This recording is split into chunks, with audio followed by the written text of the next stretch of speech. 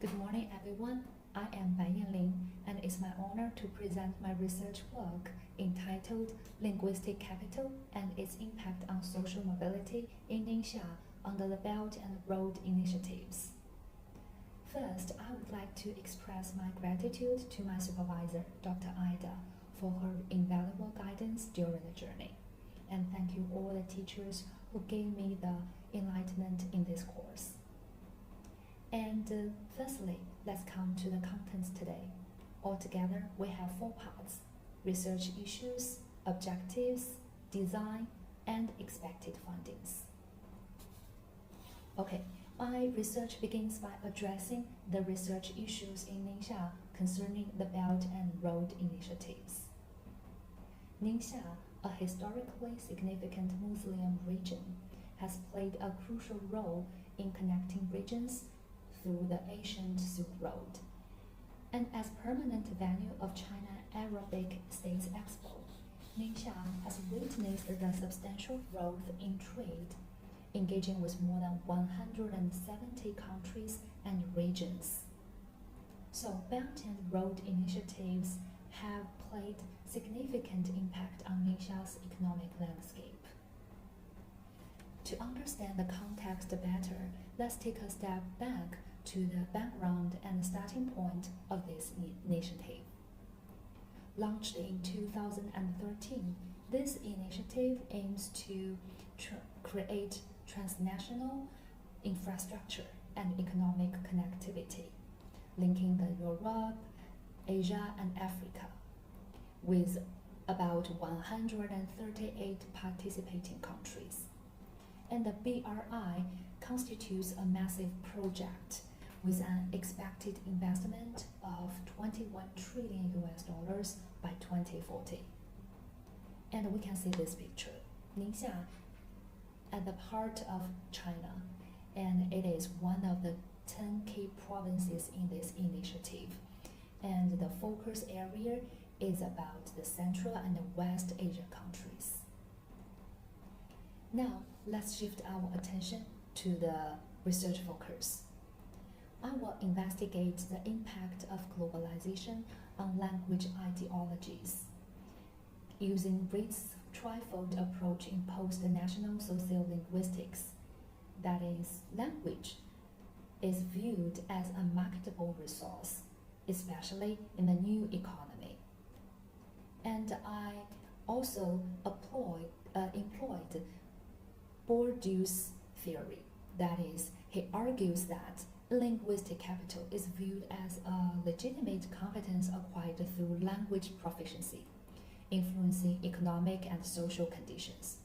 So I will adopt Bourdieu's framework to explore the linguistic capital and social mobility in Ningxia and to set critical perspectives on commodification. And now let's move on to the research objectives. And this study aims to address 3 key research objectives based on the questions correspondingly. First is to assess the extent of language commodification in different domains in Ningxia. Secondly, to generalize the ideological stances of language learners within the focal university in our city. And thirdly, to evaluate the impact of linguistic capital on social mobility of local development. And in order to achieve all these research objectives, we will go through the following procedure. That is about my research design. And my research involves a mixed method approach, and I will do a comprehensive analysis about those 125 graduates from 2014 to 2023. And my focal university is Xinhua College of Ningxia University, because this is the first independent college in Ningxia, and it is also an application-oriented overall transformation college in our region. And I will use snowball and convenience sampling to collect data. And the linguistic landscape documentation the questionnaires and interviews will be employed as instruments. And now, next is about the data collection. My data collection procedures include those three aspects. For the linguistic landscape, it involves systematic observation and documentation at local venues. And I will use my smartphone to capture pictures.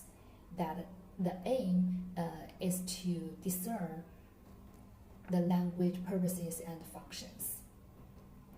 Questionnaires are designed for language perceptions and attitudes of those graduates. And while the in-depth interviews will be conducted in Chinese, and that is to focus on their language beliefs. And I will also collect those data in Chinese, and then I will translate them into English. And as for the research design, it consists of 4 steps.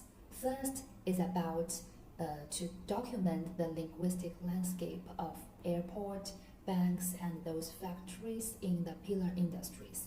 And I will focus on English, Arabic, and Chinese in these key sites, since they are the major languages we use in our region. And maybe there are also some other languages will be covered. And the second, the questionnaires. And here I will adopt a Likert scale, that is 5 points scale, and SPSS for inferential analysis. And my purpose is to explore the 5 dimensions of their ideology. They are national identity, personal identity, language right, globalism, and instrumentalism. And the next is about the interviews.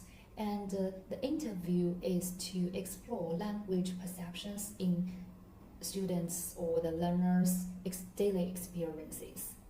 And all these 3 steps is to address the research questions. And this synthesis could reveal insight into language commodification, their beliefs, and to sketch language dynamics in Ningxia's multilingual environment. And finally, let's touch upon the expected findings.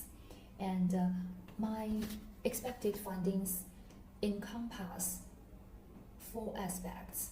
And firstly, about language modification, then the ideological perspectives of students, and the next part is about the focus, the impact of linguistic capital on social mobility. And finally, I hope my research could provide some critical perspective on language commodification by presenting micro and empirical evidence, as well as offering recommendations for language education and planning. So in conclusion, I hope my research could shed light on the relationship between linguistic capital, language commodification, and social mobility in Ningxia under the Belt and Road Initiative.